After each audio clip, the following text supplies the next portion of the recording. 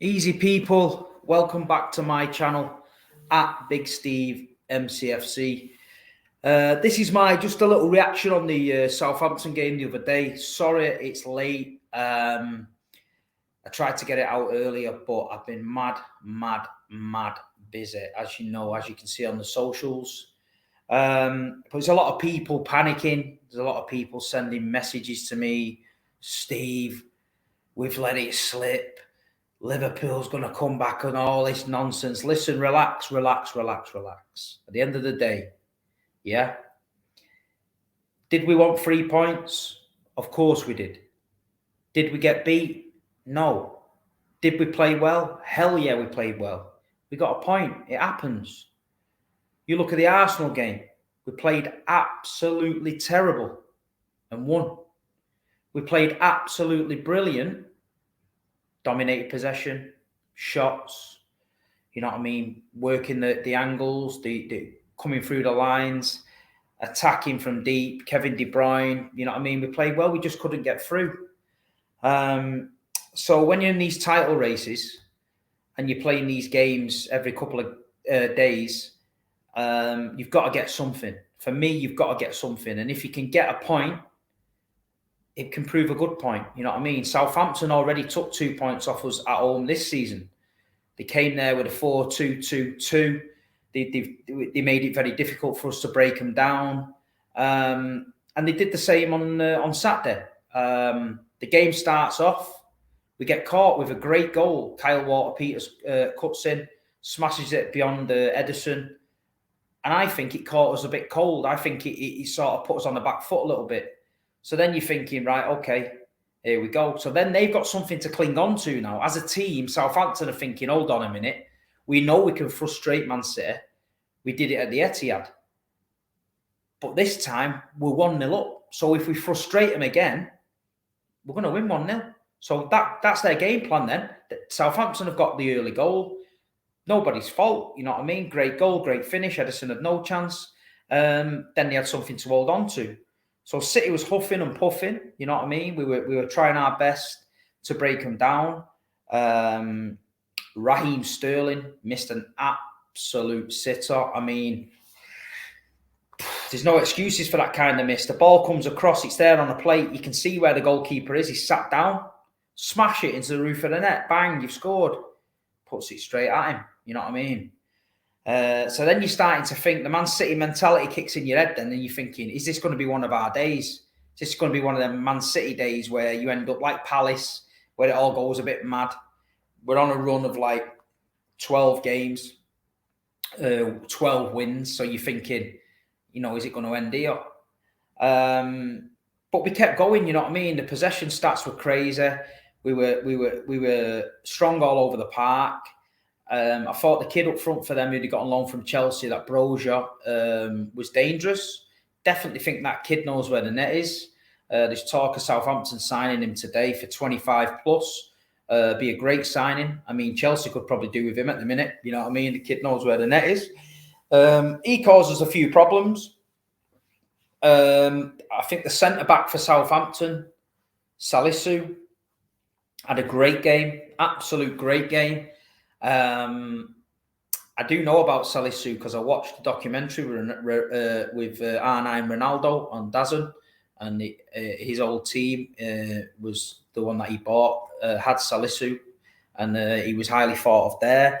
But he's a good little player, you know what I mean? He stood up tall. Every chance that come in the box, he cleared it. Every shot that was coming in, he was blocking it. I think Kevin De Bruyne did a breakaway in the second half. And I think he just needed to round Salisu and he would have been in for a clear pass. And he got his toe to it. So that was good. I think Ralph Hasenhutl's got them playing okay. I think he's just 1 or 2 players short of having a decent little team. You know what I mean? I thought Southampton played well. I'm going to give them credit. But we should have won the game. I want to talk about Jack Grealish because I've said it on here before. Yeah. All these people, oh, he's a flop, he's done this, he's done that. And then Pep comes out and blows everybody out the water. So all these so-called pundits and that, what you're talking about, goals, assists and all that, Pep said, listen, that was the best game he played because he did exactly what I told him to do. So if Pep Guardiola is coming out and week in, week out, he's picking him for the team and he's doing what he's asked to do, leave Jack Grealish alone. Jack Grealish doesn't have to do what Bob down the road tells him to do or Dave in the pub tells him to do. Jack Grealish has to do what Pep Guardiola tells him to do. So the day Pep Guardiola comes out and says, Jack Grealish is not doing what I'm doing, he's on the bench for a reason, he knows the reason, and I'm not going to play him. That's when I'd be worried. That's when I'd be calling him a flop. But at the minute, I'm not. At the end of the day, Jack Grealish is doing a job. We're 9 points, I think, clear in the Premier League now. Do you know what I mean? On Liverpool. You know what I mean? We're in the Champions League next round. We're in the FA Cup. It's been a good season for Man City. Jack Grealish is having his bedding in season. I believe that Pep Guardiola likes to get a player. I think he has to scrape it back. You know what I mean? Chop that player down and start again. And I think that's what he's doing with Jack. He's building him up ready for next season in the mould of Pep Guardiola. I think next season you see Jack Grealish playing more central. I think he'll be more clued up on the system, what he's expected to do. Do you know what I mean? It's not all about goals and assists when you're in a Manchester City team, because it's goals and assists all across the park. So we're not relying on Jack Grealish for goals and assists, because if we was, we wouldn't be top of the league. So people need to calm down. Just let me have a drink. I'm getting a bit parchy. But anyway, they need to stop relying on him because we don't need him for that at the minute. You know what I mean? We've got other people. So I personally, in my opinion, I'm going to judge Jack Grealish next season. I think next season, if he comes in and he's not quite hitting the levels and he's not quite doing it, then I think the pressure will be on him. But this season, he's come in. The difference between Aston Villa and Manchester City, no disrespect, is massive. The difference between Dean Smith and Pep Guardiola is massive. And I think the demands of the football club, you know what I mean, they take time to evolve. We've seen it with Mahrez. We've seen it with Cancelo. We saw it with Leroy Sané. Do you know what I mean? They didn't just come in the team and hit the ground running. They looked like they struggled a bit. I know people out there who was willing to let Cancelo go this season because of last season he didn't really show it. But now he's finally twigged the Pep Guardiola system. He can play left or right, looks absolutely comfortable in both, cuts into midfield. Cancelo, he's doing all right. So, you know, we've seen it with Rodri. Rodri came in, people said, Rodri's not all that. Why have they bought him? He'll never be a Fernandinho. It took a couple of seasons watching Fernandinho bedding in. Look at Rodri now. We miss him. If he's out, we miss him. He's a big part of everything Manchester City do. So I think these outside media and outside fans, they can talk shit all you want. But at the end of the day, the only fans that care, the only fans that matter in all of this are the Man City fans. Because he's our player and we go and pay to watch him. So if he doesn't perform for us, we'll let you know, innit? We will let you know. Don't you be letting us know while you're watching Match of the Day, 10-second highlights of him. We watch him week in, week out. So let us judge Jack Grealish, innit? And Pep Guardiola. I'm listening to Pep. Pep comes out and says he's not doing it, then we've got a problem. Pep comes out and says it's the best game he's had, we're having it. Pep Guardiola's protecting his players. What more do you want? So anyway, it was a disappointing night. You know what I mean? You can't win them all. We've been on a fantastic run and we got a point. We're still 9 points clear in the title race. Chelsea now are right out of it for me. I did say they'd drop out of it. I'm not really counting them in it. We've just got to keep doing what we're doing. We've got the FA Cup coming up against Fulham. Then we've got Brentford and Norwich, 2 winnable games for us. So we need to bounce back. I know a lot of the players are on holiday, doing their own thing, bit of downtime. Let's hope they come back hungry and ready to push it on now. Last push to the end of the season and win this title. We've got Champions League coming up against Lisbon, which is going to be a good one. I'm actually going out to Lisbon, so I'll try and get some content out in Lisbon for you guys.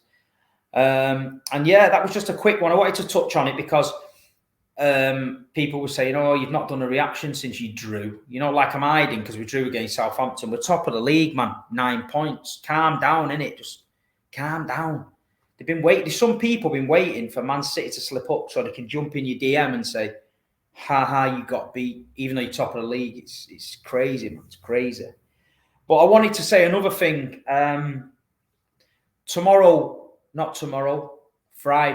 Friday night, 6 p.m. I've got a very special video coming out. I've just done a 1 hour special with Kevin Orlock. Me and Kevin Orlock talking about when he signed for City, what it was like at the time, the playoff game, 99, touched on the Premier League, touched on a bit of Andy Morrison, Sean Goater, Paul Dickov, Terry Cook, Gerard Vikens. It's a great little video, what I'm proud of, you know what I mean? To speak to one of my idols like Kevin Orlock when I was growing up and sit and chat with him for an hour about what the club means to Kev and what the fans mean to him and things like that was absolutely amazing. So I want everyone to please put your notifications on and get behind this video, because I think if a lot of the ex-City players see the kind of interview I'm doing and the way it was constructed and the response from you guys, the fans, I think I'll get more players to come on and sit and have a chat with me in it. So listen, any of the Man City fans in the 99 era, I'm sure you're going to enjoy it because you know what we're talking about and feeling it.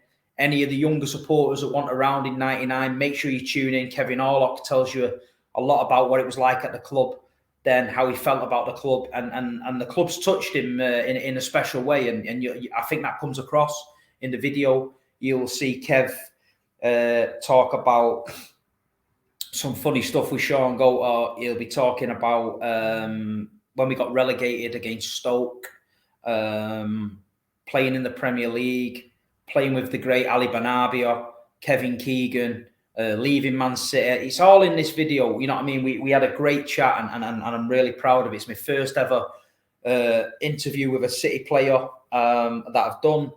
I was shitting myself, but listen, Kevin Orlock's a great guy. He's a funny guy, and he made it well. So this Friday coming, 6 p.m. We're going to premiere it on this channel. So I'll be in the comments when it's on. But make sure you push the link about for me. Make sure you get some City fans on it. Make sure you share it on your Instagram and say Big Steve talks to Kevin Orlock. Get behind the video, and I promise you, I've got another special ex-Man City player lined up, and he's a cracker, and it's going to be a belter. So big up, everybody. Enjoy your weekend. I know Man City aren't playing. I know it's boring. I know this might be the weekend to maybe take the kids out, you know what I mean? Take the missus out, get your brownie points up, because we've got a tough schedule ahead, away games, European games, and all that. So listen, big up, positive vibes, you know what I mean? Have a great day. Like, subscribe, share my channel, and I'll speak to you soon. Man City, top of the shop.